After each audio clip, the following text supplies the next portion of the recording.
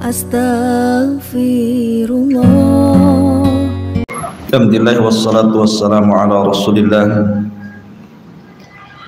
wa ala alihi wa sahbihi wa mawalah wa la hawla wa la quwwata illa billahi wa ba'd. Qala Allahu azza wa jalla ya ayyuhalladzina amanu taqullaha haqqa tuqatih wa la tamutunna illa wa antum muslimun, amma ba'd.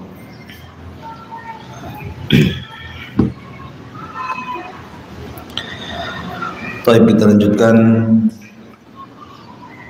pembahasan tafsir Al-Quranul Karim dan kita masuk pada surah Al-Zalzalah.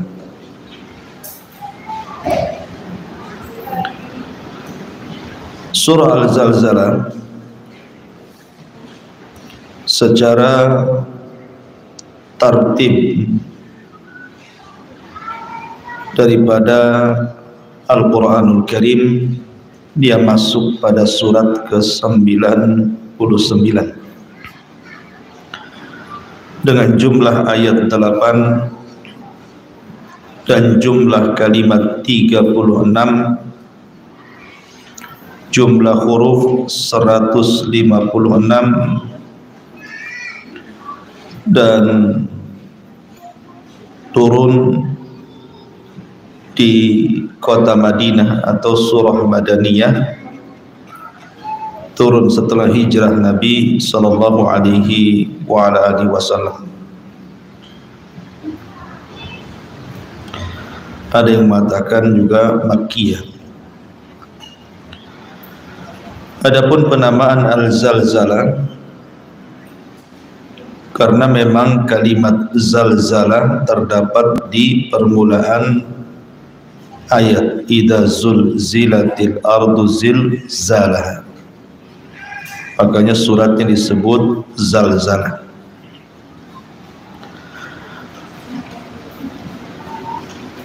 Al-Imam At-Tirmidzi meriwayatkan sebuah hadis dari Anas bin Malik radhiyallahu anhu. Nabi sallallahu alaihi wasallam bersabda, "Man qara'a idza zulzilatil ardu zilzalaha," barang siapa yang membaca idza zulzilatil ardu zilzalaha, maka itu sebanding binisfil Qur'an, separuh dari Al-Qur'anul Karim.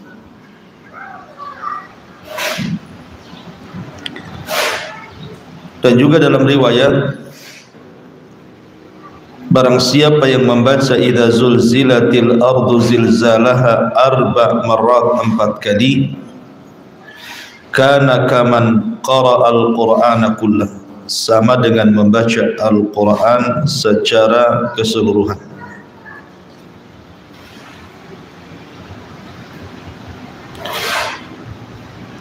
Abdullah ibn Amr ibn As, beliau berkata,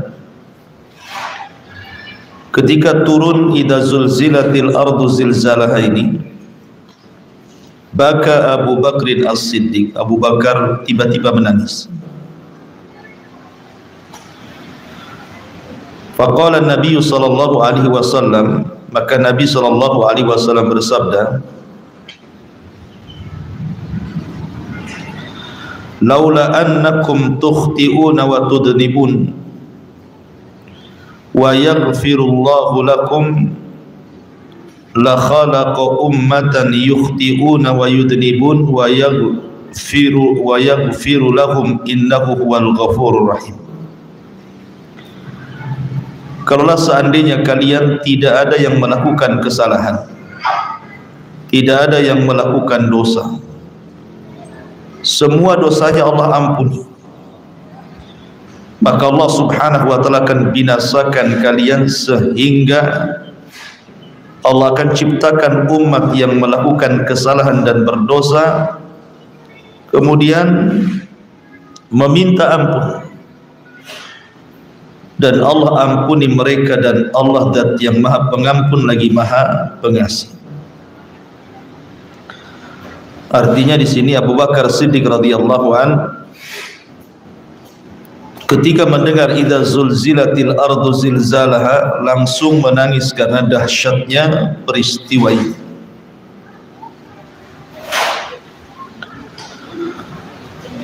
Di antara asbab nuzul daripada surah Al-Zalzalah adalah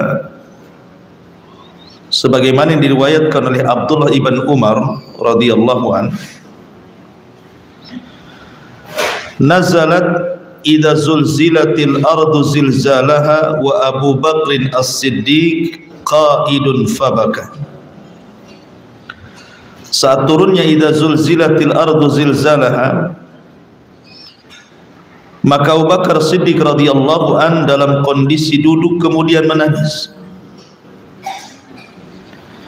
Maka Nabi SAW mengatakan, wa ma yubkika ya Abu Bakr, apa yang membuat anda menangis wahai Abu Bakar?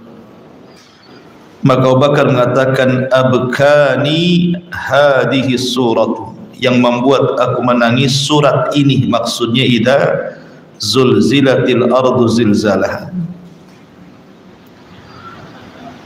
Kemudian Nabi SAW mengatakan, kalau seandainya kalian tidak melakukan kesalahan dan tidak berbuat dosa, niscaya Allah akan menggantikan umat setelah kalian yang melakukan kesalahan.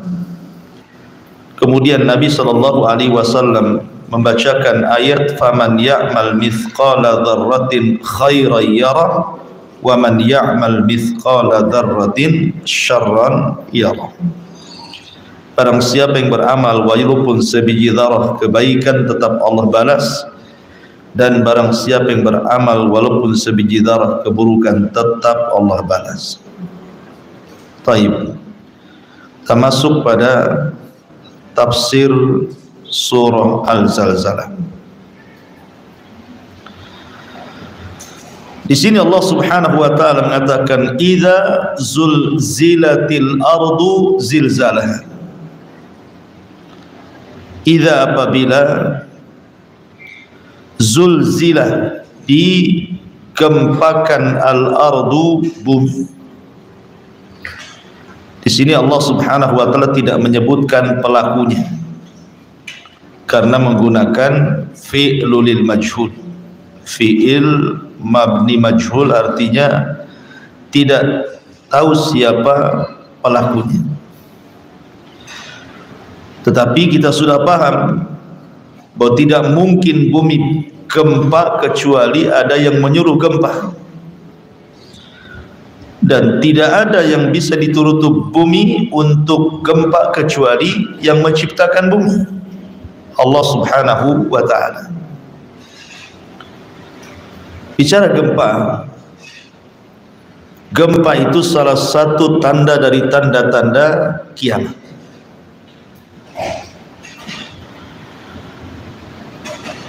Nabi SAW suatu ketika pernah memanggil seorang sahabat namanya Ibn Hawalah. Sahabat ini namanya Ibn Hawalah.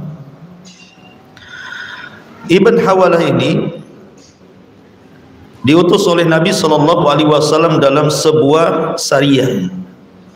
Sariyah itu pasukan yang tidak dipimpin Nabi, tapi Allah takdirkan mengalami kekalahan. Ya, begitulah perang. Di zaman Rasul pun Rasul kadang menang, kadang kalah. Di Badar Rasul menang, di Uhud Rasul kalah. Bahkan banyak utusan-utusan Nabi SAW itu pulang tinggal nama, mati syahid. Seperti dalam peristiwa Bi'rul Ma'unah. Lah, Ibnu Hawalah ini pulang membawa kekalahan, sehingga dia sedih. Kemudian Nabi SAW meletakkan tangannya di atas kepala Ibn Hawalah itu. Kemudian Nabi SAW mengatakan, ya Ibn Hawalah, idza nazalatil khilafatu fi ardil muqaddasati fa'lam Wahai Ibn Hawala, kalau seandainya kekhilafahan itu sudah menduduki Baitul Maqdis, ketahuilah qad danatiz zalazil wal balabil wal umuril idham. Berarti sudah dekat terjadinya banyak gempa, banyak musibah dan peristiwa-peristiwa besar. Artinya bahwa gempa itu menunjukkan bahwa tanda-tanda kiamat. Karena Rasul juga mengatakan la taqumus sa'atu hatta tukthiruz zalazil. Tidak akan tegak hari kiamat sampai terjadi banyak gempa. Dan gempa ini sampai hari ini juga sudah ada gempa itu. Kita dengar di negeri kita saja berbagai macam daerah terkena gempa. Yang terakhir yang sangat besar tentu gempa di Lombok kemarin kan. Tetapi nanti di akhir zaman tanda-tanda kiamat berupa gempa ini bukan hanya merobohkan mungkin satu kecamatan, satu kabupaten gitu ya, satu daerah, tidak. Tapi bisa merobohkan satu negara, bahkan bernegara-negara. Kata Nabi SAW ketika menyebutkan tanda dari tanda-tanda alamah kiamat besar, khasfun bil masyriq wa khasfun bil maghrib wa khasfun bi jaziratil arab. Akan terjadi gempa dari arah timur, akan terjadi gempa dari arah barat, dan akan terjadi gempa di jazirah Arab. Lah, 3 gempa yang dimaksud hadis ini bukan gempa kecil, bukan 8, gitu atau 9, yang menjadikan tsunami gitu ya, tapi lebih dahsyat dibandingkan itu. Tapi kapan gempa itu terjadi? Gempa dari arah timur itu kapan terjadi? Wallahu a'lam. Begitu juga gempa dari arah barat kapan terjadi? Allahu a'lam. Termasuk juga gempa di Jazirah Arab, kita tidak tahu. Tapi Rasulullah SAW mengisyaratkan soal kemunculan Imam Mahdi. Ketika Imam Mahdi dibaiat di antara 2 rukun, tiba-tiba kemudian datang pasukan dari Syam tidak setuju dengan pembaiatan itu. Maka mereka pun mau pasukan. Ketika sampai di Baidah itu antara Mekah dan Madinah, maka Allah gempakan, kemudian Allah binasakan pasukan itu dan Allah perosokkan ke dalam bumi. Aisyah radhiyallahu anha bertanya kepada Rasul, Rasul, itu yang kena gempa itu bukan pasukan yang membunuh Imam Mahdi saja, tapi orang yang lalu lalang juga akan mati di situ. Lalu bagaimana nasib mereka? Maka Nabi SAW mengatakan, yub'atsuna yaumal qiyamati ala niyatihim. Mereka akan dibangkitkan pada hari kiamat sesuai dengan niat-niat mereka. Tapi kapan terjadinya? Wallahu a'lam. Kemunculan Imam Mahdi saja kapan terjadinya wallahu a'lam, kita tidak tahu, karena ini salah satu tanda dari tanda-tanda alamat kiamat. Ya. Di mana Nabi SAW merahasiakan tanggal, bulan, tahun dan harinya. Kita tidak tahu kemunculannya kapan. Tapi kita harus imani bahwa akan terjadi gempa yang maha dahsyat dari arah timur, barat, dan Jazirah Arab. Tetapi gempa-gempa ini bukan yang dimaksud dalam surah Zalzalah itu. Karena ketika Allah Subhanahu wa taala berfirman, idza zulzilatil ardu zilzalaha, ada haknya di sini. Allah tidak mengatakan idza zulzilatil ardu zilzalan, bukan. Tapi zilzalaha, ada haknya. Hak di sini kembali ke mana? Ke bumi. Sebab kalau seandainya dibuat nakirah, idza zulzilatil ardu zilzalan, dalam bahasa Arab nakirah itu tufidul umum, memiliki faedah umum, berarti mencakup gempa yang telah terjadi, yang sedang terjadi, dan yang akan terjadi. Dan gempa yang telah, yang sedang dan yang akan terjadi itu sifatnya tidak secara keseluruhan. Sebagian tempat gempa, di sebagian tempat tidak gempa. Di negeri kita saja di Lombok gempa, di Batam tidak gempa kan itu. Tetapi ketika Allah Subhanahu wa taala idhafahkan dengan bumi dan Allah katakan zilzalaha, ada haknya ini, menunjukkan gempa itu satu kali saja tetapi menghancurkan alam semesta. Karena zilzal ini diidhafahkan dengan ha ini kembali ke bumi, berarti gempanya satu bumi, bukan sebagian daerah tidak, tetapi satu bumi digempakan. Itu maknanya zilzalah itu. Berarti kita cerita tentang hari berakhirnya alam semesta. Idza zulzilatil ardu zilzalaha, apabila bumi digempakan dengan sekali gempa. Kita tahu bahwa bumi adalah makhluk dari makhluk-makhluk Allah. Allah yang menciptakan bumi. Dan bumi tidak bermaksiat kepada Allah Subhanahu wa taala. Ketika Musa berdiri kemudian bermubahalah dengan Qarun, kemudian terjadi saling melaknat. Karena ketika itu Musa difitnah oleh Qarun dengan menyewa seorang wanita pelacur untuk mengaku bahwa Musa telah berzinah dengan dia dan punya anak. Maka kemudian saling melaknatlah antara Musa dengan Qarun. Karena wanita itu ketika suruh mengaku tidak mau mengaku. Bahkan dia justru mengaku bahwa dia disuruh Qarun dengan bayaran besar untuk memfitnah Musa. Dari situlah Musa marah. Sebab kemarahan Musa inilah, maka Musa berdoa kepada Allah agar Qarun dibinasakan. Maka Allah katakan kepada bumi agar dia siap diperintah Musa atas izin Allah. Maka Musa kemudian memerintahkan bumi setelah berdoa kepada Allah untuk menelan Qarun dan seluruh kekayaannya. Allah ijabah dan Allah katakan fa khassafna bihi wa bidalihil ardh. Kami tenggelamkan Qarun dan seluruh kekayaannya.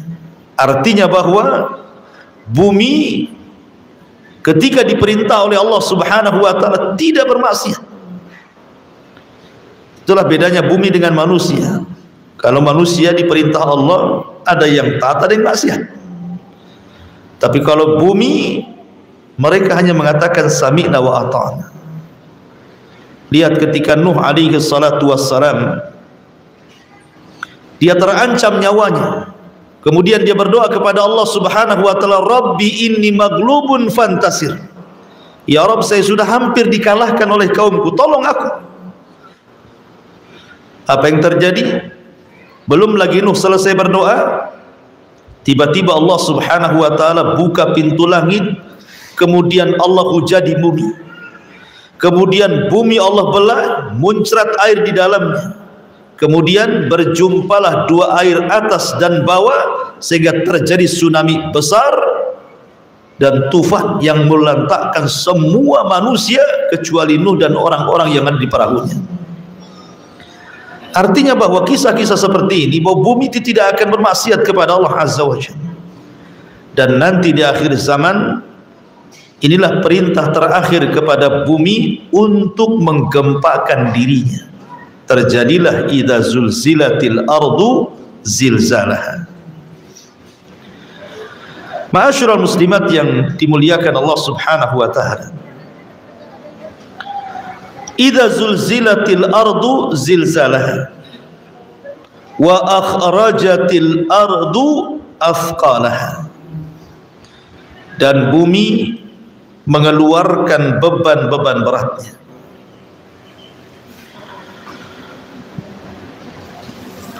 Peristiwa gempa itu tidak mungkin terjadi kecuali karena kemurkaan Allah. Gempa itu tidak mungkin berlaku kecuali karena kemarahan Allah. Sebab kalau Allah Subhanahu wa taala sudah murka, apa yang terjadi bukan hanya bumi saja digempakan, langit bisa digulung, bintang bisa dijatuh-jatuhkan, air lautan bisa ditumpahkan ke daratan. Wa idzan nujumun tatharat, ketika bintang berjatuhan. Wa idzal biharu fujirat, ketika air lautan ditumpahkan. Was samawat matwiyatun biyamini, ketika langit digulung dan dipegang dengan tangan kanannya. Idza zulzilatil ardu zilzalaha, dan ketika bumi digempakan. Itu semua karena kemurkaan. Jadi kalau Allah sudah murka itu, maka semua bisa hancur. Semua bisa hancur.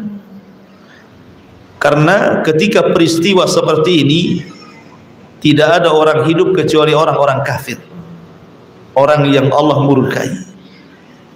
Karena gempa maha dahsyat ini tidak mungkin mengenai orang-orang yang beriman. Ingat, gempa maha dahsyat ini tidak akan terjadi kepada orang-orang yang beriman, hanya terjadi kepada orang-orang kafir saja. Makanya Allah mengatakan, Rasul mengatakan, la taqumus sa'atu illa ala syiraril khalqi. Tidak mungkin tegak hari kiamat kecuali ditegakkan kepada orang yang paling buruk yang hidup di masa itu di alam semesta ini. Maksudnya orang-orang kafir. Orang yang beriman tidak ada lagi. Karena sebelum terjadi gempa, Allah kirim angin yang sangat dingin, kemudian menerpa ketiak-ketiak orang-orang yang memiliki iman walaupun sebiji zarah. Kemudian Allah cabut nyawanya sehingga tidak ada lagi seorang mukmin yang hidup di permukaan bumi, dan tersisa orang-orang munafik dan orang-orang kafir. Lah, ketika itulah idza zulzilatil ardu zilzalaha. Terjadi silang pendapat, apakah zilzal ataupun gempa ini pada tiupan sangkakala yang pertama, ketika Israfil meniupkan sangkakalanya, ataukah pada tiupan yang kedua? Ini jadi khilaf para ulama. Ada yang mengatakan pada tiupan sangkakala pertama, ada yang mengatakan pada tiupan sangkakala kedua. Dan terjadinya gempa maha dahsyat ini waktunya terbentang. Ada yang mengatakan sampai 40 berdasarkan hadis Abu Hurairah radhiyallahu anhu. Dan yang dimaksud 40 di sini, apakah 40 hari, apakah 40 bulan, apakah 40 tahun, Allahu a'lam. Yang jelas terjadinya berlangsungnya gempa ini ada di angka 40. Karena Abu Hurairah radhiyallahu anhu yang meriwayatkan hadis ini, ketika ditanya apakah 40 hari wahai Abu Hurairah, beliau mengatakan fa abaitu, aku enggan menjawabnya. Apakah 40 bulan wahai Abu Hurairah? Fa abaitu, aku pun enggan menjawabnya. Apakah 40 tahun ya Abu Hurairah? Fa abaitu, aku pun tidak mau menjawabnya. Artinya gempa ini bisa terjadi 40 hari, bisa terjadi 40 bulan, bisa terjadi 40 tahun. Karena ini kan kehancuran masalahnya. Allah hancur-hancurkan. Mulai dari gunung dicabut dari pasaknya, kemudian digeser, kemudian diangkat ke langit, kemudian dibenturkan, kemudian yang sampai ke bumi hanya tinggal pasir-pasirnya saja. Sehingga Allah Subhanahu wa taala mempermisalkan seperti awan. Bahkan Allah mengatakan kal ihnil manfus, seperti kapas yang ditiup. Bayangkan gunung yang sangat berat loh, diibaratkan kapas. Bayangkan kalau nggak dahsyat kejadian seperti itu kan, apa namanya? Wa takunul jibalu kal ihnil manfus itu. Padahal gunung itu besar, bebatuan isinya, tapi pada hari kiamat seperti kapas. Ya, menunjukkan gempa ini luar biasa. Bayangkan seluruh isi lautan ke daratan. Terjadi tsunami maha dahsyat gara-gara gempa ini. Dan gempa ini tidak ada ukurannya. Lain sekarang kalau ada gempa 5, sekian liter, ini 6, sekian, 7, sekian. Ini potensi tsunami, ini tidak. Gempa saat itu tidak ada ukurannya berapa. Karena masalahnya menghancurkan semuanya. Alat yang mengukurnya ya hancur, manusia yang menelitinya juga hancur. Jadi memang gempa ini luar biasa. Dan ini adalah kehancuran bumi, di mana bumi akan diganti dengan bumi yang baru. Makanya Allah Subhanahu wa taala mengatakan yauma tubaddalul ardu ghairal ardi. Pada hari di mana bumi ini akan dihancurkan dan akan diganti dengan bumi yang baru. Jangan dipahami maksudnya bumi baru itu bumi yang sekarang kita pijak hilang, kemudian Allah ciptakan bumi yang baru, bukan. Bumi yang baru juga bumi yang lama. Bumi yang kelak akan dipijak oleh manusia di padang mahsyar, bumi yang kita pijak juga hari ini. Cuman Allah ganti bentuknya. Kalau sekarang bumi yang kita pijak ini ada yang meninggi, ada yang merendah. Ada bukit, ada gunung, ada lembah. Tetapi nanti bumi yang baru semua datar. Tidak ada yang tinggi, tidak ada yang rendah, tidak ada bukit, tidak ada gunung, tidak ada lembah, rata. Jadi Allah hancurkan bumi ini untuk diratakan. Tidak lagi ada bangunan besar menjulang, tidak ada lagi gunung-gunung. Ya memang rata, hanya tanah saja terhampar seperti itu. Karena sekarang bentuk bumi itu kan bulat, ada yang mengatakan bulat melonjong, mukarrah. Kata Imam Ibnu Katsir rahimahullah taala. Bentuk bumi itu bulat ataupun lonjong. Tapi nanti pada hari kiamat sudah tidak berbentuk bulat, tetapi dalam bentuk terhampar. Wa idzal ardu muddat, dan ketika bumi dihamparkan sudah tidak bulat lagi. Apa hikmahnya? Kenapa Allah hamparkan bumi dan tidak dibulatkan? Manusia yang terkubur hari ini di dalam kuburan itu berapa jumlahnya? Nggak ada yang tahu kan, kecuali Allah. Yang dikubur itu sekarang, sejak zaman Adam sampai hari ini, yang di Tamiang saja kita tidak tahu isinya berapa, ya kan? Bagaimana kuburan satu dunia? Sementara manusia yang hidup di permukaan bumi saja anggap 6-7 miliar lah satu dunia ini. Lah orang-orang yang ditanam itu tentu lebih banyak lagi kalau dihitung dari zaman Adam loh ya sampai sekarang, mungkin sudah triliunan mungkin nih jiwa-jiwa itu. Lah kalau seandainya dibangkitkan hari ini semua manusia tanpa dirubah bentuk bumi, kira-kira muat nggak bumi? Nggak akan muat. Ya. Kalau seandainya dibangkitkan dengan bumi kondisi sekarang, tidak akan muat. Sehingga butuh tempat yang luas, butuh tempat yang terhampar, yang di sana tidak ada bangunan rumah, tidak ada bangunan gedung, tidak ada hutan, tidak ada gunung, tidak ada lembah, tidak ada bukit, semua rata sehingga bisa dibangkitkan dari mana saja. Sehingga kalau seandainya manusia dibangkitkan semuanya sejak zaman Adam sampai yang terakhir mati, maka bumi itu cukup menampung semuanya. Kalau sekarang kan bumi ini disempitkan dengan adanya rumah, dengan adanya bangunan, dengan adanya pasung, gedung-gedung, hotel-hotel kan gitu ya. Sehingga sempit, manusianya kecil, bangunannya besar. Ada satu orang itu rumahnya sampai 10 kan begitu. Jadi penuh dengan rumah saja bumi ini. Ya. Tapi nanti kan tidak ada ma'lam, kata Rasulullah, ma'lama, tidak ada ma'lam. Ma'lam itu tidak ada alamat dan tanda. Karena memang buminya rata dan warna bumi seperti tepung, semua putih seolah tidak pernah diinjak dosa. Disitulah manusia dibangkitkan. Lah ketika itulah Allah Subhanahu wa taala mengatakan, idza zulzilatil ardu zilzalaha wa akhrajatil ardu athqalaha, dan kami keluarkan beban-beban isi daripada perut bumi. Terjadi khilaf apa yang dimaksud athqal di sini, beban di sini yang dikeluarkan dari perut bumi itu. Ada yang mengatakan bahwa beban-beban di sini adalah al-kunuz. Kunuz itu adalah pembendaharaan yang tertanam dalam bumi. Semua pembendaharaan bumi akan keluar. Emasnya, peraknya, uraniumnya, minyaknya, tambangnya, macam-macam lah yang ada di bumi itu. Nanti di akhir zaman akan dikeluarkan. Kalau sekarang masih sedikit emas yang tampak itu. Walaupun di Papua gitu ya, di Freeport sana itu belum ada apa-apanya dibandingkan nanti emas yang akan muncul di akhir zaman. Bahkan ketika Nabi SAW saja ketika bercerita tentang sungai Efrat, apa kata Rasul? Oh, nanti sungai Efrat akan mengering dan akan tampak gunung dari emas.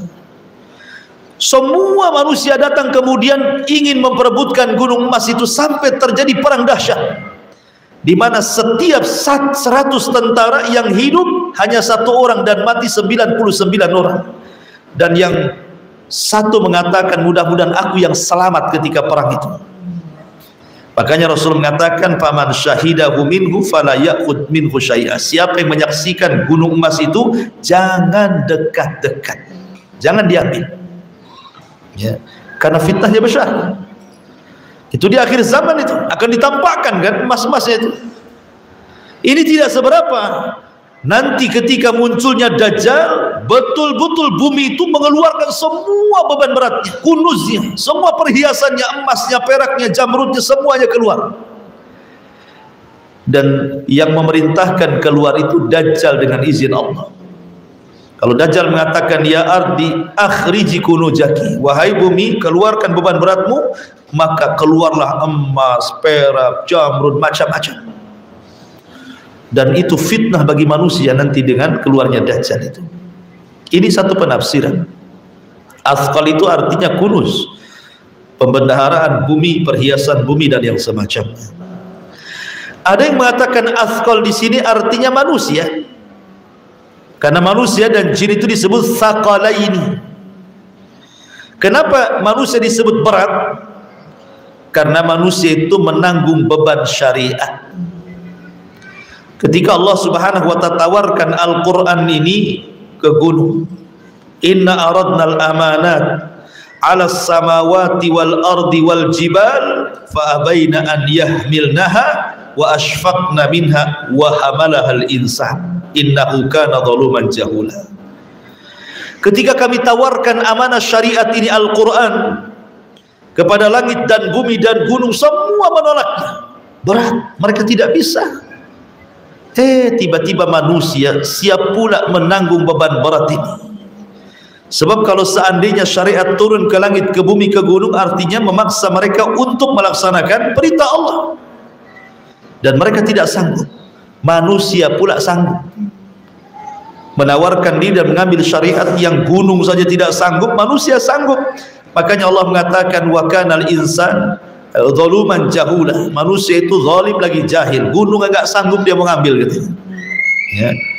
Makanya manusia disebut makhluk yang berat dibebani syariat. Tsaqalaini artinya afqalah di sini, manusia dan juga jinnya akan dibangkitkan pada tiupan sangkakala yang kedua. Ini tafsiran yang kedua. Tafsiran yang ketiga, afqalah itu artinya al-amwat, semua yang mati, bukan hanya manusia saja, mencakup binatang-binatangnya, akan dikeluarkan dari bumi dan akan dibangkitkan. Jadi semua binatang, mulai dari binatang kecil, dari kutu gitu ya, sampai kepada binatang besar, unta, gajah dan yang semacamnya, dari binatang yang sangat buas macan, harimau, singa dan yang semacamnya, sampai binatang yang sangat-sangat lembut, kucing gitu ya, semua akan dibangkitkan. Bukan hanya manusia. Lah kalau seandainya Ustadz semua dibangkitkan, harimaunya, apalagi harimau mungkin zaman Nabi Adam kan besar tuh, bandingkan harimau zaman sekarang. Kalau harimau zaman sekarang dibandingkan harimau di itu mungkin jadi kucing tuh ya, orangnya aja gede-gede kan itu ya. Apa enggak saling memakan tuh ya, saling memangsa? Tidak, pada hari itu tidak ada yang saling memangsa. La zulmal yaum, tidak ada kezaliman pada hari itu, karena hari itu terjadi hisab. Binatang saja dihisab ya.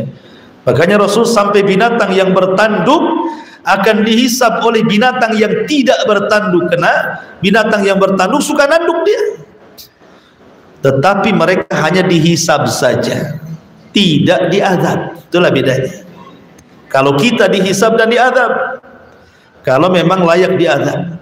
Tapi kalau binatang itu hanya dihisab saja, tapi tidak diazab. Setelah itu kemudian Allah katakan kunu turaba, jadilah kalian tanah. Maka ketika orang kafir melihat binatang-binatang dihisab kemudian jadi tanah, maka orang kafir berteriak, ya laitani kuntu turaba, duhai kiranya aku jadi tanah juga seperti mereka. Tapi mustahil, ya. Jadi athqal wa akhrajatil ardu athqalaha, artinya amwat, semua yang mati, manusia, jin, binatang, semua akan dikumpulkan. Wa idzal wuhusu husyirat. Tetapi pendapat yang masyhur maksudnya adalah di sini al-insan, manusia.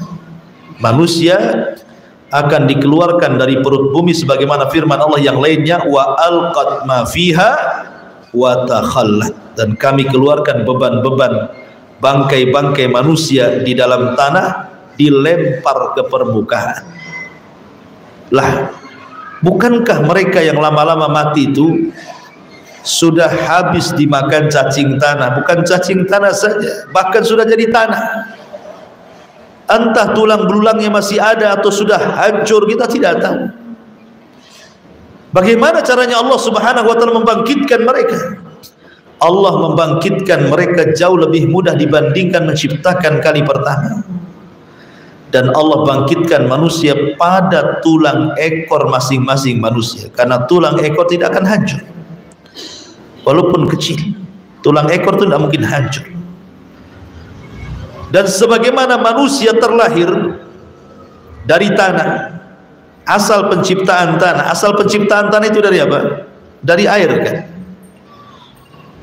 Karena bumi ini diciptakan dari makhluk yang telah tercipta. Usulul khalqi maksudnya pondasi penciptaan Allah itu kan salah satunya air, kemudian api, kemudian cahaya gitu ya, kemudian arash, dan begitu seterusnya. Dan dari ciptaan-ciptaan ini Allah ciptakan kembali. Jadi bumi ini tercipta dari ciptaan yang sudah diciptakan, terbentuk dari air, dan Adam terbentuk dari bumi, dan kita pun tercipta dari air. Ketika kita dikembalikan kepada bumi, maka saat dibangkitkan, maka kita dikembalikan kepada bentuk aslinya, di mana Nabi SAW mengatakan yuhsyarun nas yaumal qiyamah khufatan, telanjang. Ketika kita lahir, kita telanjang. Uratan, tidak pakai pakaian. Ketika kita lahir tidak punya pakaian, tidak punya sandal. Khufatan, tidak punya sandal. Uratan, tidak berpakaian. Kemudian ghurlan, tidak dikhitan. Buhman, tidak membawa harta di badan. Itulah saat kita dilahirkan. Saat ibu dilahirkan, pertama tidak pakai sandal. Ada bayi dilahirkan pakai sandal, aneh bayi ini. Beli di mana sandalnya tuh dalam rahim tuh? Artinya tidak pakai sandal. Kemudian terlahir tahu-tahu pakai baju batikan gitu. Enggak ada ceritanya. Ya terlahir telanjang. Ya. Kemudian tidak dikhitan. Kemudian tidak bawa harta di badan. Lahir sudah ada kalung antik, enak lah ibunya ada beli lagi. Kan tidak mungkin. Lah sebagaimana manusia terlahir seperti itu, maka akan dibangkitkan juga seperti itu. Yuhsarun nas, akan dikumpulkan manusia pada hari kiamat itu khufatan, tidak beralas kaki, uratan, tidak pakai baju, kemudian khurlan, tidak dikhitan, buhman, tidak ada harta di badan. Sesombong apapun manusia pada hari kiamat jadi kecil. Jangankan lagi cerita bawa harta, ngomong saja tidak bisa. Ya, nggak bisa. Di dunia mungkin dia bisa ngomong, mencaci maki orang, menghina orang, tapi pada hari kiamat ketika mereka dibangkitkan bisa bicara. Sesombong-sombongnya Fir'aun tidak akan bicara, karena la yatakallamuna illa man adzina lahur rahman. Tidak ada yang berbicara kecuali yang diizinkan Allah saja. Itu orang sombong tuh. Ya, orang yang mencongkakkan diri di bumi, tidak, nggak bisa apa-apa, nggak bisa berkutik pada hari itu gitu. Lalu apa yang disombongkan? Wa akhrajatil ardu athqalaha wa qala al insanu ma laha. Maka berkata manusia, ada apa ini? Kalimat waqala al-insan tentu di sini hanya terjadi kepada orang kafir. Yang mengatakan malah ini orang kafir. Karena orang yang beriman tidak mungkin kaget peristiwa ini. Kayak kita-kita ini yang sudah belajar gitu kan. Kan kita diajari, contoh sekarang kita menjelaskan surah Zalzalah. Nah, kita kan sudah diterangkan nih apa yang akan terjadi secara global kan. Di kuburan, di padang mahsyar, baik Al-Quran ataupun hadis menjelaskannya. Bagi orang yang beriman tidak akan heran, tidak akan mengatakan malah kan. Kenapa? Maklumatnya sudah ada. Tapi orang-orang kafir akan mengatakan ada apa? Karena tidak ada informasi kepada mereka, karena tidak mau belajar di bumi. Wa qala al-insan, makanya insan di sini maksudnya orang-orang kafir. Orang-orang kafir mengatakan malah ada apa ini sebenarnya? Ada apa ini? Baik saat peristiwa terjadi kiamat, mereka mengatakan malah ada apa ini. Kenapa mereka mengatakan seperti itu? Karena guncangan dahsyat yang luar biasa. Gak nyangka akan terjadi seperti itu. Karena pada hari itu iman seseorang tidak mungkin diterima. Yauma la tanfa'u nafsun imanuha lam takun amanat min qablu aw kasabat fi imaniha khaira. Pada hari menjelang kiamat, ketika terjadi gempa dahsyat itu, seseorang tidak akan manfaat imannya. Yang belum beriman sebelumnya atau yang telah beriman sebelumnya kemudian tidak beramal sedikit pun gak akan manfaat lagi imannya. Malah ada apa ini? Tetapi yang mentafsirkan bahwa ini terjadi pada tiupan sangkakala kedua, ketika manusia dikeluarkan dari kuburan-kuburan mereka, kemudian orang-orang kafir ini digambarkan oleh Allah Subhanahu wa taala seperti laron yang berterbangan di di lampu-lampu sehingga mereka ke sana kemari. Mereka mengatakan malah ada apa ini? Dan ditegaskan dalam surah Yasin, ya wailana man ba'asana min marqadina. Hafal enggak nih? Ya, surah Yasin.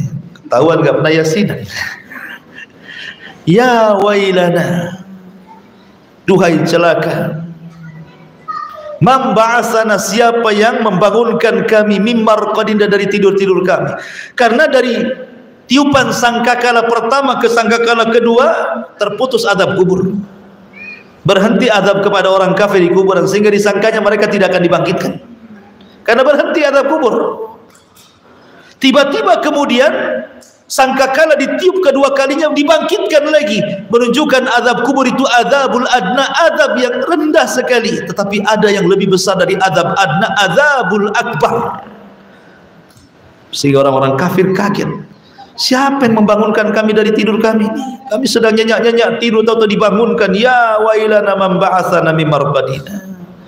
Tapi jawaban orang yang beriman tidak heran. Orang yang beriman tidak kaget, tidak akan mengatakan malah. Orang yang beriman akan mengatakan hadza ma wa'ada ar-rahman wa sadaqal mursalin. Inilah janji Ar-Rahman dan benarlah setiap ucapan para rasul. Beruntunglah menjadi orang-orang Islam. Ya. Allah mengatakan wa qala al-insanu malah yauma idzin tuhadditsu akhbaraha. Pada hari itu bumi menghabarkan beritanya. Ada yang mengatakan bahwa bumi menghabarkan beritanya, salah satu saksi yang akan jadi saksi kita pada hari kiamat, salah satunya bumi. Saksi-saksi pada hari kiamat itu kan banyak, seperti Allah mengatakan dalam surah Yasin juga ya, yauma nakhtimu ala afwahihim wa tukallimuna aydihim wa tashhadu arjuluhum bima kanu ya'malun. Pada hari di mana mulut terkunci, kemudian tangan bicara, kaki pula jadi saksi. Kemudian juga ketika Allah mengatakan kulit kita ini tiba-tiba bisa bicara. Kemudian dia bersaksi di hadapan Allah tentang kelakuan badannya, sehingga badan ini memprotes kulit. Lima syahidtum alaina, kulit, kenapa kau enggak membela badanmu sendiri, malah engkau kemudian menjadi saksi untuk badanmu sendiri. Apa kata kulit? Antaqana Allah, Allah yang membuat aku bisa bicara. Masalahnya Allah yang membuat aku bicara. termasuk juga bumi. Ya, orang mau sembunyi di mana saja maksiat, mau sembunyi di lubang semut sekalipun, bumi akan bicara di hadapan Allah, ya Rabb, si fulan ketika berada di atas diriku pada hari anu, tanggal anu, bulan anu, tahun ini dia maksiat di sini nih, di bawah jambu ini. Ya, tahu itu akan menghabarkannya. Yauma idzin tuhadditsu akhbaraha. Bumi akan jadi saksi menghabarkan semua berita manusia yang di atas selama lahir sampai mati. Kan ngeri, Bu. Lawyer mana yang bisa mendampingi ibu pada hari kiamat? Pengacara mana? Gak bisa. Lawyer aja butuh lawyer. Ya. Sekarang siapa lawyer yang paling hebat? Dia aja butuh lawyer. Tapi di sana tidak ada lawyer-lawyeran, karena yang ada orang akan dihisab masing-masing, sendiri-sendiri. Ya, kita ini meninggal sendiri, dibungkus kain kafan sendiri, dimasukkan kubur juga dikubur sendiri, kemudian dibangkitkan sendiri, dihisab sendiri, dan akan mempertanggungjawabkan semua perbuatan dengan sendiri-sendiri. Karena dosa kita tidak ditanggung orang, sebagaimana kebaikan juga tidak ditanggung orang. Ya. Ma'asyiral muslimat yang dimuliakan Allah Azza wa Jalla, bi anna rabbaka auhala, karena Rabbmu yang telah mengilhamkan, memerintahkan kepada bumi untuk menghabarkan beritanya. Kemudian Allah mengatakan yauma idzin yasdurun nas, pada hari itu manusia akan keluar dari kuburan-kuburan mereka ashtatan, dalam berbagai macam bentuk rupa. Ada yang mengatakan ashtat ini maksudnya dibangkitkan sesuai dengan saat matinya dia. Kalau saat matinya dia bunuh diri dengan menusukkan pisau, maka akan dibangkitkan sedang nusuk-nusukkan pisau ke badannya. Kalau saat dibangkitkan dia digantung dengan tambang, saat mati digantung gitu kan, maka saat dibangkitkan juga seperti itu. Artinya manusia itu akan dibangkitkan sesuai dengan kondisi dia meninggal. Makanya kenapa kita minta saat meninggal itu husnul khotimah, itulah maksudnya. Karena kita akan dibangkitkan seperti itu, menunjukkan keadilan Allah Azza wa Jalla. Ada yang mengatakan ashtatan di sini artinya manusia akan berpencar. Kita di bumi ini bisalah kumpul dengan keluarga, Bu, ya. Tas tahun sekali Ibu pulang kumpul rame-rame saudara di kampung gitu ya, reunian keluarga, itu di bumi bisa. Tapi nanti ketika Allah bangkitkan ashtatan di sini artinya yauma yafirrul mar'u min akhi wa ummihi wa abi wa sahibatihi wa bani likulli imri'in minhum yauma idzin sya'nun yughni. Pada hari itu manusia lari dari kawannya, lari dari ibu bapaknya, lari dari anak dan istrinya, masing-masing sibuk sendiri-sendiri menyelamatkan mereka. Sampai Aisyah radhiyallahu anha mengatakan, ya Rasulullah, kalau pada hari kiamat itu semua orang telanjang termasuk kami perempuan, bagaimana? Apakah, saking malunya Aisyah, dia mengatakan, apakah mungkin laki-laki akan memandang aurat kami? Kata Nabi, jangan kau cerita soal itu. Manusia pada hari itu jangan lagi bercerita memandang aurat, menyelamatkan diri mereka sendiri. Mereka sudah tidak kepikiran orang lain. Saking dahsyatnya gitu ya, ashtatan gitu ya. Pada hari itu, karena pada hari itulah ansaba bainakum, terputus nasab di antara kalian. Di dunia mungkin Anda bisa bangga-bangga dengan nasab kan, terutama daerah-daerah yang hidup di keraton gitu, biasanya kan ada kebanggaan. Nenek moyangnya darahnya biru semua, ibu ini semua hitam merah gitu kan. Tapi kan apalah gunanya nasab pada hari kiamat, walaupun Anda habaib turunan Nabi sekalipun, kalau seandainya amalannya tidak mengejar nasabnya, itu percuma. Makanya Rasul mengatakan, man batta'a amaluhu lam yusri' nasabuhu, siapa yang lambat amalnya, nasabnya tidak mungkin mengejarnya. Ya. Jadi nasab itu hanya kebanggaan di bumi. Di akhirat itu yang dibicarakan soal amal. Sekarang al-yaum yaumul amal wa ghad yaumul hisab. Sekarang inilah waktunya beramal, karena besok kita ini akan dihisab oleh Allah Subhanahu wa ta'ala. Liyurau a'malahum, untuk dilihat amal-amal mereka, untuk dilihat, diterbangkan suhufnya. Nanti ada manusia mengambil dengan tangan kanannya, dengan tangan kirinya, atau dengan tangan kiri di belakang punggungnya. Karena manusia terbagi tiga, ada mukmin, ada kafir, ada munafik. Ketika kemudian orang-orang yang beriman mendapatkan catatan itu, dia dengan bangganya dengan mengatakan, ha umuqra'u kitabiyah, lihat baca catatanku, dengan bangganya. Tapi orang kafir ketika melihat catatannya maunya dilempar saja catatan itu, nggak ada gunanya. Liyurau a'malum, karena akan diperlihatkan amalan mereka, baik yang tersembunyi ataupun yang terang-terang. Semua akan nampak, yang baik yang buruk akan nampak, dan semua akan dipermalukan di hadapan manusia. Di bumi kita bisa maksiat, orang tidak tahu. Di akhirat dipertontonkan maksiat kita di hadapan Allah. Rupanya si fulan nampaknya baik, rupanya dia penjahat. Kan malu kita jadinya, ya. Tetapi pada hari itu memang Allah akan buka semuanya. Liyurau a'malahum, faman ya'mal mithqala dzarratin khairan yarah, wa man ya'mal mithqala dzarratin syarran yarah. Barang siapa yang beramal walaupun sebiji zarah kebaikan, pasti dilihat.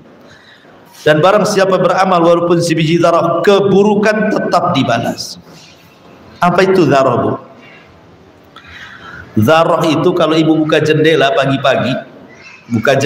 pagi-pagi, masuk sinar matahari, di situ kita bisa lihat ada debu terbang-terbang itu di cahaya matahari yang masuk ke jendela itu, Bu. Yang kalau seandainya tidak ada sinar matahari nggak nampak debu itu kan. Tapi kalau ada sinar masuk ke dalam jendela, kemudian kita lihat ada debu, itu disebut zarah namanya. Ya. Lah kata Allah, barang siapa yang beramal seperti zarah tadi itu yang dicahaya matahari tadi, kebaikan, tetap Allah balas. Begitu juga sebaliknya. Tetapi apakah zarah itu tetap seperti zarah? Artinya apakah amalan kebaikan walaupun sebiji zarah akan tetap sebiji zarah, kemudian akan dibalas juga sebiji zarah? Begitu juga keburukan, apakah tetap sebiji zarah akan dibalas sesuai dengan kecilnya keburukan itu? Kalau keburukan ya, tapi kalau kebaikan tidak. Kalau keburukan walaupun sebiji zarah itu saja yang akan diadili, karena Allah itu tidak pernah mendolimi hamba-hambanya. Tapi kalau kebaikan tidak ada yang sebiji zarah. Walaupun amalan di dunia sebiji zarah, tapi di akhirat dilipat gandakan yang sebiji zarah itu. Itu kalau kebaikan. Beda kalau keburukan dengan kebaikan. Kalau keburukan sebiji zarah, ya sebiji zarah saja. Sebagaimana dia mengamalkan keburukan sebiji zarah, ya sebiji zarah pula dia harus dihisab oleh Allah Azza wa Jalla. Karena Allah itu maha adil, tidak mengadab kecuali sesuai dengan maksiatnya. Tetapi kalau itu kebaikan tidak ada sebiji zarah, walaupun di dunia ibu beramal sebiji zarah, di akhirat ini bukan sebiji zarah, tapi bisa berlipat-lipat, lebih besar daripada zarah. Mana dalilnya? Allah mengatakan, wa in taku hasanatun tudhaif laha. Kalau memang amalan itu amalan baik, maka Allah akan lipat gandakan. Makanya orang membaca satu huruf Al-Quran itu bukan satu huruf satu kebaikan, tetapi satu huruf dilipat gandakan 10 kali lipat kebaikan. Ada orang masuk surga gara-gara kucing, ada orang masuk neraka gara-gara kucing. Ada orang masuk surga gara-gara lalat, ada orang masuk neraka gara-gara lalat. Ada orang yang masuk surga sehingga ditempatkan di beberapa tempat. Kadang di sini, kadang di sini, kadang di sini. Sehingga Rasul mengatakan, amalannya apa hebat kali orang itu? Kata Nabi SAW, tidak. Setelah bertanya kepada Jibril, maka Jibril mengatakan, amalannya kecil, hanya mengambil barang-barang yang membahayakan manusia di jalan. Ada paku, ambil disisihkan, ya kan? Ada beling, nampak celaka orang, diambil disisihkan. Itu saja amalannya, ya. Jadi amalan-amalan kecil itu dibesarkan dalam Islam itu. Makanya kenapa kemudian Rasul mengatakan la tahqiranna minal ma'rufi syai'ah, jangan anggap remeh sekecil apapun kebaikan walaupun hanya melemparkan senyum kepada saudara. Ya, kata Nabi SAW, la tahqiranna minal ma'rufi syai'an walau antalqa wajhaka ala akhika biwajhin talqin, walaupun hanya menyebar senyum di antara saudaramu dengan wajah yang manis gitu. Karena wajah yang manis itu menunjukkan keramahan orang itu, ya, orang baik dalam rumah tangga, bertetangga, bermasyarakat. Senyum itu nomor satu, terutama jadi sales perusahaan. Itu harus itu. Kalau enggak laku. Ya. Jadi di sini ma'asyiral muslimat yang dimuliakan Allah Azza wa Jalla, beda antara kebaikan dengan keburukan. Kalau keburukan dibalas dengan keadilan, kalau kebaikan dibalas dengan rahmat, dengan kasih sayang. Orang kalau suka kan, walaupun kerjanya sedikit namanya suka, digaji banyak kan. Tapi kalau orang benci, ya sudahlah, nah, kamu kerja sehari, saya gaji sehari kan ya. Tapi orang suka kadang-kadang dilebihkan. Itu manusia terjadi seperti itu.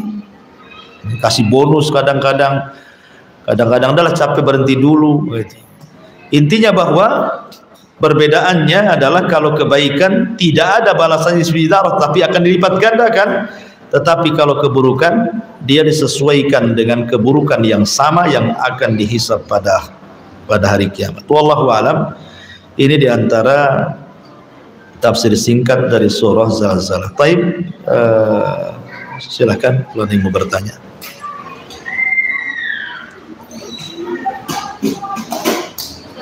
Iya.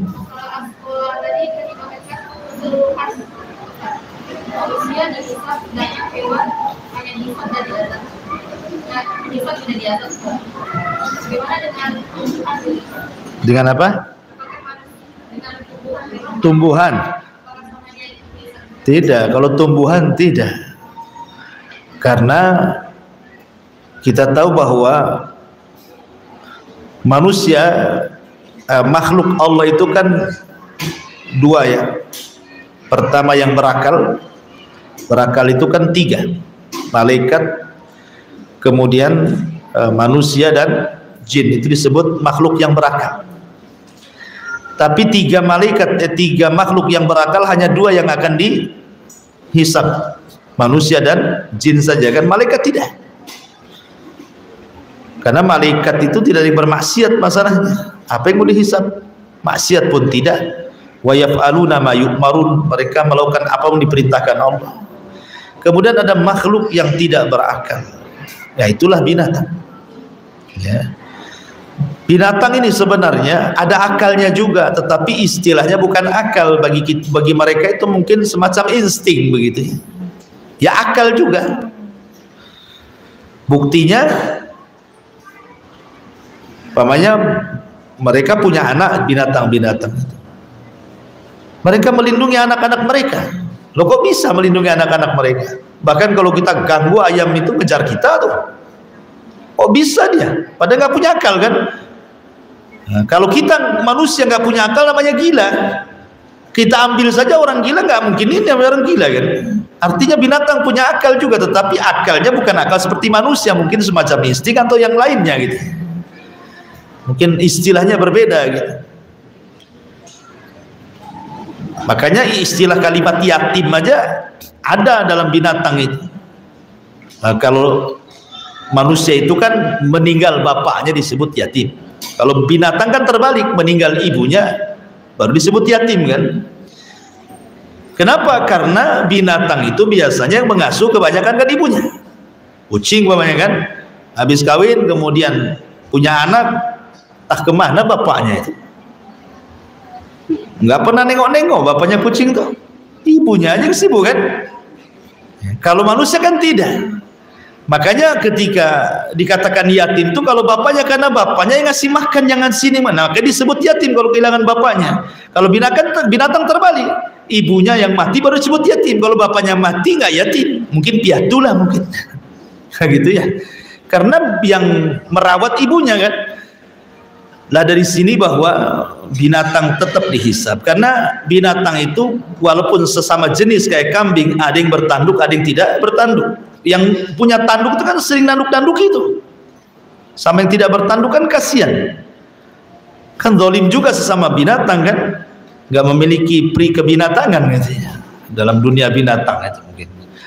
Nah, makanya sebagai bentuk keadilan nanti Allah suruh nanduk lagi. Kalau kambing ini dunia 100 kali nanduk kambing betina, nanti dia akan tanduknya dipindahkan ke kepalanya, tanduk sebagaimana di bumi berapa kali. Hanya itu saja formalitas, tapi tidak sampai masuk neraka. Jadi hisab ya berapa kali nanduk, tanduk balik sekarang, selesai. Kalau manusia kan tidak, manusia dihisab masuk neraka lagi, dikekalkan lagi di dalamnya selama-lamanya ya. Bagi orang kafir, bagi orang yang beriman ya ada yang dilamakan, ada yang sebentar, tergantung amalan dia, dosa dia gitu. Itulah enaknya binatang di situ. Makanya kenapa orang-orang kafir ketika melihat binatang yang hanya cukup dihisab dan tidak diazab masuk neraka itu, mereka mengatakan ya laitani kuntu turaba, duhai kiranya aku jadi tanah saja kan gitu. Wallahu a'lam. Iya.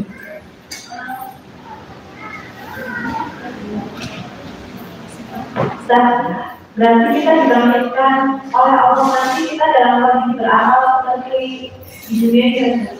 Oh iya, bahkan dilebihkan. Salah satu kelebihan kita dibangkitkan itu, kita diberikan hafalan yang tidak diberikan di bumi.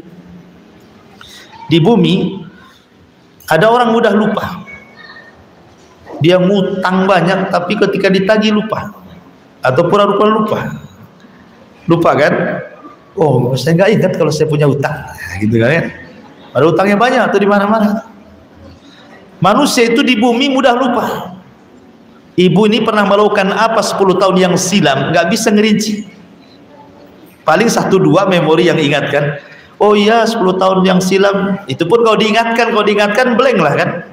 Mana tahu ibu, nggak tahu. Coba diingatkan pun kadang-kadang bentar ya kan. Itu di bumi itu.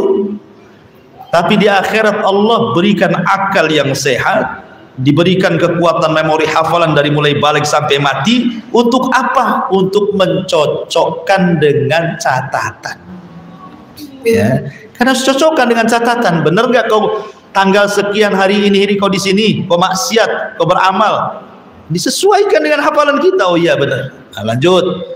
Betulkah kamu gini-gini? Benar. Lanjut kan gitu, diinterogasi kita. Jadi untuk itu menyamakan catatan kita. Jadi Allah kembalikan tuh hafalannya, bukan hanya berakal lagi, Allah kembalikan lagi hafalan yang lebih hebat dibandingkan di bumi. Di bumi itu kalau ada orang kayak gitu dah jenius itu ya, tetapi di akhirat semua jadi jenius jadinya ya, karena semua hafal dengan amalan. Wallahu a'lam. Dua lagi juga nggak apa-apa kalau ada waktu.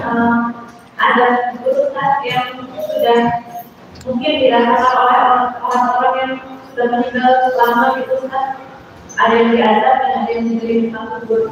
Apakah itu mengurangi nanti ada neraka? Azab kubur itu azabul adna, azab rendah. Kalau azab neraka itu azabul akbar, azab besar. Artinya azab kubur tidak bisa mengurangi azab neraka, kecuali kalau azab kubur azab besar, azab neraka azab rendah kan gitu ya. Ini kan dibalik. Macam mana azab yang rendah mau mengalahkan azab yang akbar yang besar? Sementara belum ada hisab, belum ada ini, belum di kuburan kan, belum, masih di dunia di kuburan. Cuman bedanya masih barzah, terhalang satu tembok namanya barzah. Dunia kuburan itu masih dunia karena belum kiamat. Kalau sudah kiamat ganti baru alamnya, alam akhir namanya ya.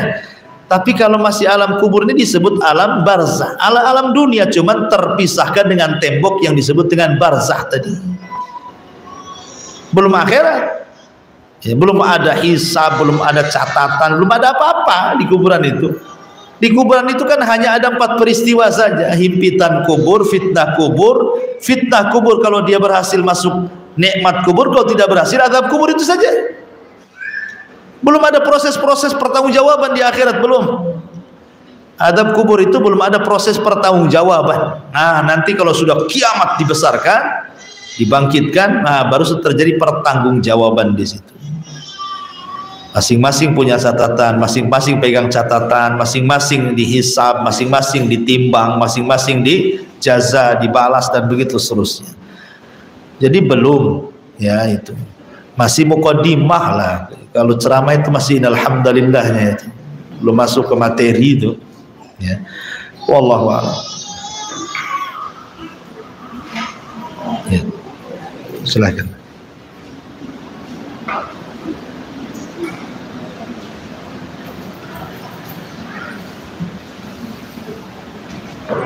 Itu urusan kalau kita mau berbicara itu urusannya dari antri lama. Kalau dibicarakan antrinya lama itu kalau maksudnya itu loh. Antrinya lama itu dengan kalau lama nunggu gitu kayak masalahnya itu. Oh, jangan disamakan ngantri di pasar, Bu ya. Jadi di padang mahsyar itu kondisi manusia itu pertama posisi mereka berdiri, tidak ada yang duduk apalagi baring. Posisi manusia semua berdiri. Coba capeknya coba. Ibu aja berdiri dari pagi sampai sore saja, malamnya itu sudah kumat asam urat, kumat macam-macam kan, ya kan? Itu kita itu. Nah ini di akhirat posisi berdiri semua, nggak bisa duduk, nggak bisa baring, nggak ada yang nunggu sambil duduk-duduk sila-sila, ngobrol-ngobrol, ngopi-ngopi, makan kacang, mana ada kayak gitu, ya kan? Kondisinya berdiri saja. Mana ayatnya? Yauma yaqumun nasu li rabbil alamin. Pada hari itu manusia berdiri menghadap Rabb semesta alam. Yang kedua, matahari didekatkan, itu pun 1 mil di atas kepala. 1 mil pun dipermasalahkan sama ulama hadis. Kalimat mil, apakah mil itu alat untuk bercelak? Kalau alat untuk bercelak segini saja 1 mil. Alat bercelak kan tidak panjang, untuk mata itu kan. Kan segini paling alat celak itu. Jadi mil itu artinya alat celak. Berarti kalau alat celak segini panjangnya 1 jengkal, anggaplah segini. Matahari berarti ini. Itu diarti kalau maksudnya mil itu alat bercelak. Tapi kalau yang dimaksud mil di sini jarak, itu pun sudah terlampau dekat dengan kepala 1 mil itu. 1 mil kayak berapa kilo saja. Sekarang saja bumi ini yang jarak antara bumi dengan matahari dengan ukuran cahaya saja sudah ribu-ribu. Seandainya kata pakar-pakar fisika itu, kalau seandainya bumi itu ya keluar dari garis edarnya mendekati bumi, itu sudah terbakar ujung barat dan timur, ujung selatan dan utara bumi itu. Kalau sampai keluar dari garis edarnya kemudian mendekati bumi. Dan kalau seandainya dia menjauh dari garis edarnya, bekulah bumi ini. Jadi kalau dekat salah, jauh salah gitu maksudnya ya. Dekat malah bakar, jauh malah membeku gitu. Makanya Allah tetapkan bumi itu di porosnya. Pas dia dengan suhu yang digunakan untuk manusia. Sebab kalau terlalu dekat habislah kita kebakar. Terlalu jauh bekulah kita jadi es gitu ya. Lah nanti pada hari kiamat itu yang tidak akan dihancurkan oleh Allah itu hanya bumi dan bulan, dan akan dijadikan satu. Wa jumi'asy syamsu wal qamar. Allah gabungkan matahari dan bulan, itulah yang akan diletakkan di atas kepala. 1 mil. Kemudian keringat bercucuran. Dan semua akan dihisab. Antri sesuai dengan hisabnya, apakah yasira, mudah, atau asira, karena orang dikelompok-kelompokkan di situ nanti. Sesuai dengan sesembahannya. Yang nyembah sapi dikelompokkan dengan penyembah sapi, yang nyembah ular sendok ya juga dikumpulkan dengan ular sendoknya. Kemudian yang nyembah patung ini, yang agama ini, yang agama itu, macam-macam akan kumpulkan, semua ada perkumpulannya itu. Masing-masing nabi bawa umatnya. Ya. Jadi bagaimana soal ngantri, wallahu alam, bagaimana bentuk antriannya itu? Apa seperti pembagian sembako gitu kan? Enggak. Kita tidak bisa menggambarkan ya dahsyatnya ya. Kalau kita gambarkan, gimana mau gambarkan kondisi seperti itu kan? Kita hanya bisa menjelaskan, sehebat apapun seorang ustadz menggambarkan padang mahsyar itu tidak akan tergambar. Kenapa? Karena padang mahsyar akan berbeda dari gambaran seseorang ketika menggambarkannya, karena kondisinya lebih luar biasa gitu. Kita hanya global saja, global bagian kecil saja. Hanya maklumat kecil, hanya untuk sebagai ibrah dan pelajaran saja. Wallahu a'lam. Iya.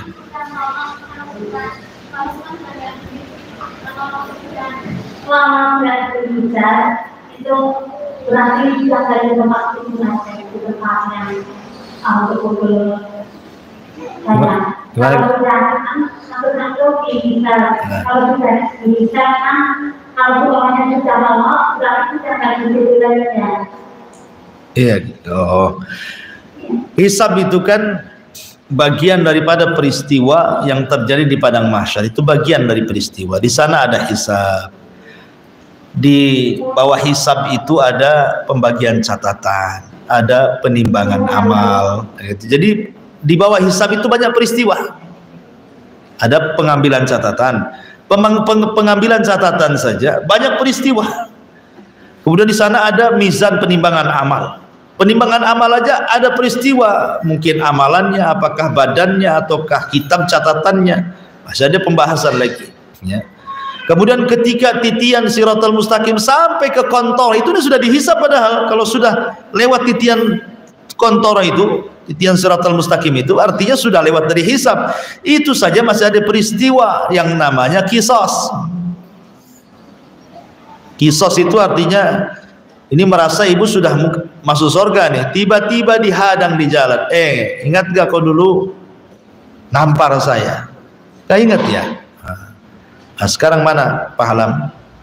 Diambil pahala. Nanti datang lebih mendekati pintu surga, dihadang lagi. Dulu kamu mencuri harta saya. Nah, mana pahala? Sampai semakin dekat ke surga, habis pula pahalanya dibagi orang. Ketika ada yang nagih lagi, kamu dulu mendolimi saya. Nah, mana pahalamu? Dia bilang, saya nggak ada pahala lagi. Nah, kalau kau nggak ada pahala, aku kasih dosaku sama kamu.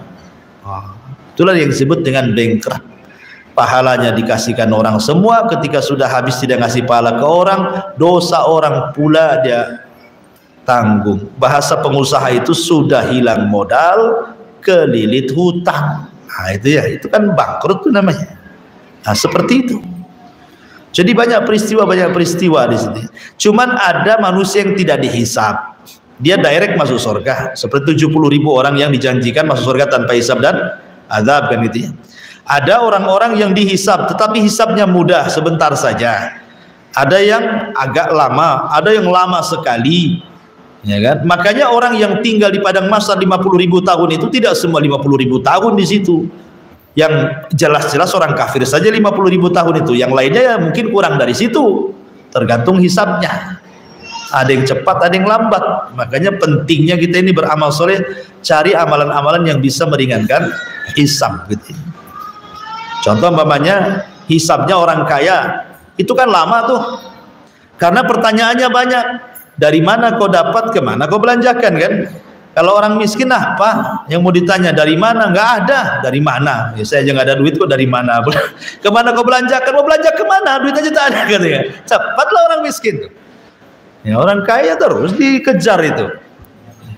Jadi itu contoh kan yang melambatkan hisab gitu, seperti itu. Wallahu a'lam. Baik, sudah jam 11 ya, karena persiapan Jumat saya. Mudah-mudahan ada manfaatnya. Subhanakallahumma bihamdika asyhadu an la ilaha illa anta astaghfiruka wa atubu ilaik. Allahu ta'ala. Assalamualaikum warahmatullahi wabarakatuh.